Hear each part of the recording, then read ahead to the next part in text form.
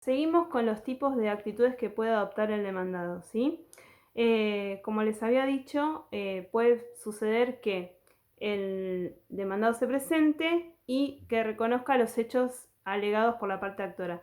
En ese caso, como no hay hecho controvertido, después ustedes van a ver cuando vean prueba que la prueba recae sobre aquellos hechos controvertidos y pertinentes. ¿Qué quiere decir controvertidos? Que una parte dice una cosa y la otra cosa. Bueno, como no va a existir hechos controvertidos, no va a haber prueba. Entonces la etapa probatoria no es necesario que se produzca, ¿sí? Entonces, en ese caso se declara la cuestión como de puro derecho y una vez que queda firme se llaman los autos para pasar a sentencia, ¿sí? Bueno, para que se pueda resolver, acuérdense que tiene que ser con las constancias que hay en ese momento en el expediente, ¿sí? Solo en ese caso no se va a abrir a prueba. Y las constancias que abren en ese momento en el expediente va a ser, digamos, lo que haya manifestado las partes y la prueba documental, porque saben que es la única que se puede presentar en ese momento.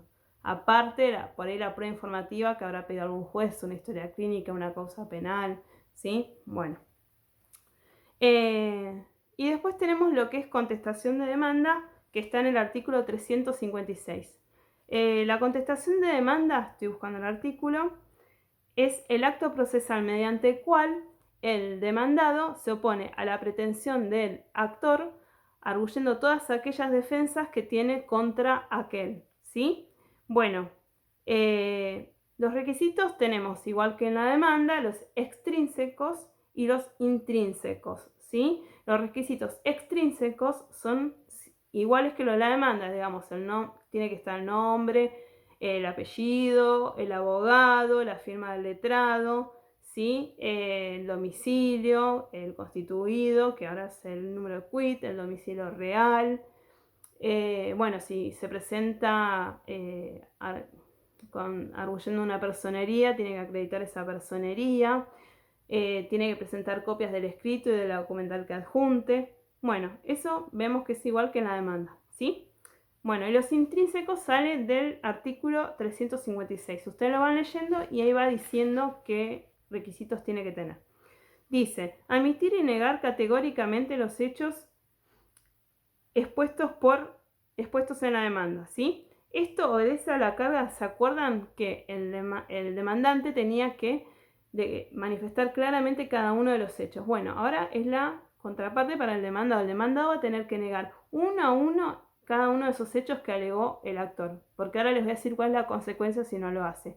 Entonces, en la práctica se hace. El demandado niega todos los hechos y dice, y en particular niego, y va cada uno, no sé si el día estaba nublado, si cada uno de los hechos que alegó la parte actora tiene que ir negándolos, ¿sí?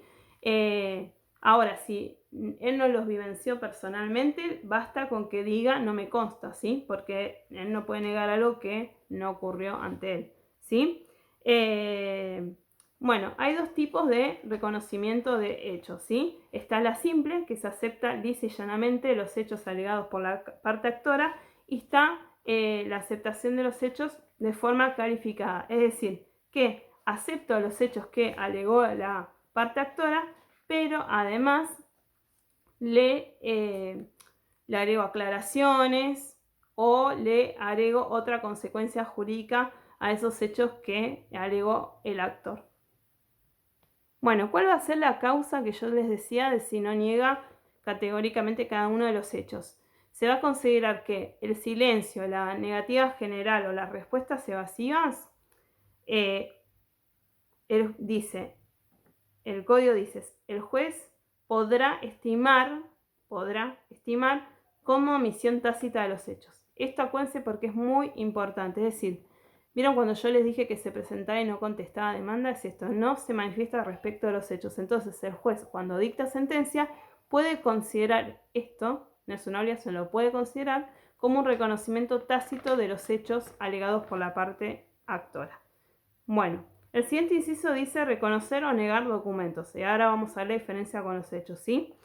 Yo tengo que reconocer o negar documentos siempre que no provengan de terceros, ¿sí? Tienen que referirse a mí, ¿sí? Si se trata de instrumentos públicos, además de negarlo, tenemos que en el plazo de 10 días iniciar una redargución de falsedad, ¿sí? En la redargución de falsedad se va a dar intervención a aquel oficial, escribano, público que intervino también porque se trata de un instrumento público, ¿sí? Entonces no es una simple negación como si fuera un documento privado, ¿sí? Bueno, ahora, ¿cuál es la diferencia con los hechos? Vieron que yo les dije que si no niega los hechos, el juez podrá estimarlos como un reconocimiento. En el caso de los documentos, el juez, si no los niega, los va a tener por reconocidos, ¿sí? Si no se manifestó o no los negó, va a tener por reconocidos esos documentos, ¿sí? Bueno, y otra cosa importante es que si se reconoce la firma de un documento, si yo reconozco que mi firma está inserta, se va a presumir que reconozco todo el contenido de ese documento.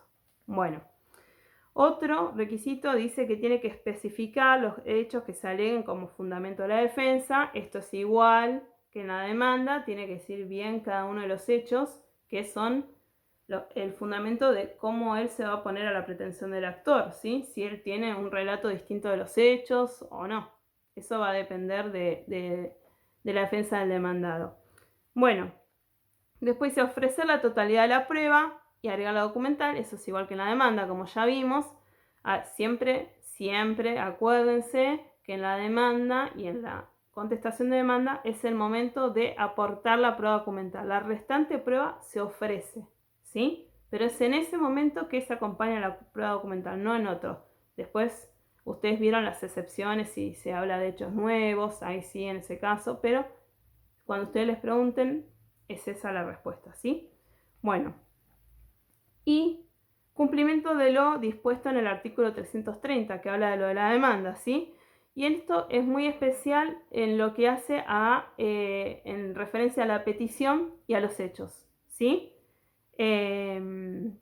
Es decir, que los hechos tienen que ser también, los hechos y la petición, como en la demanda, tiene que estar relatado de una forma clara y precisa. El actor tiene que entender lo que está diciendo este demandado, ¿sí? Bueno, se exceptúa esta carga de referirse respecto a los hechos al defensor oficial. El defensor oficial interviene luego de un proceso de haber tratado de localizar al demandado, se le da intervención a este defensor oficial, ¿sí? Es cuando el demandado no se ha presentado, bueno, y se dan ciertos requisitos para que intervenga el defensor oficial. Entonces, como son hechos que él no ha presenciado, se reserva la oportunidad para que él se expida respecto de esto una vez que se produjo toda la prueba. Entonces, una vez producida toda la prueba, le podemos remitir las actuaciones al defensor oficial y él en esa oportunidad va a poder hacer esta negación de los hechos, ¿sí? Bueno, ¿cuáles son los efectos de la contestación de la demanda? Primero, va a quedar integrada la relación jurídica procesal, es decir, la famosa trabada la litis, ¿sí? Bueno, va a determinar sobre qué hechos va a recaer la prueba. ¿Vieron? Que son los hechos controvertidos y pertinentes, ¿sí? Que sean importantes para la resolución del pleito y que estén una parte diga una cosa y la otra parte diga otra. Eso es muy importante porque si no, no hay prueba que producir. Y después va a delimitar la materia sobre la que va a dictaminar, sobre la que va a dictar la resolución el juez al momento de dictar la sentencia definitiva, ¿sí? Y esto obedece al principio de congruencia.